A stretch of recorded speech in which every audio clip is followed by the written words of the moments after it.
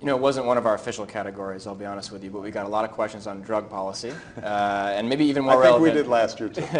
You know, there are a lot of folks online who want to know your thoughts on it, and I think with Prop 19 in California last fall, it's even more on people's minds. Right. Here's the top voted question in that area. Good evening, Mr. President. My name is Mackenzie Allen. I'm a retired law enforcement officer and member of LEAP, Law Enforcement Against Prohibition. The so-called war on drugs has been waged for 40 years at a cost of $1 trillion and thousands of lives, with nothing to show for it but increased supplies, cheaper drugs, and a dramatic increase in violence associated with the underworld drug market. Sir, do you think there will or should come a time for us to discuss the possibility of legalization, regulation, and control of all drugs, thereby doing away with the violent criminal market as well as a major source of funding for international terrorism?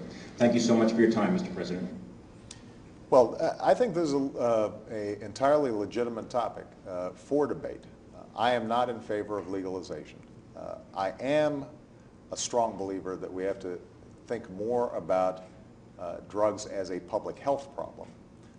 When you think about other damaging activities in our society, smoking, drunk driving, making sure you're wearing seat belts. Typically, we've made huge strides over the last 20, 30 years by changing people's attitudes. And on drugs, I think that a lot of times we have been so focused on arrests, incarceration, interdiction, that we don't spend as much time thinking about how do we shrink demand. And this is something that within the White House we are looking at very carefully.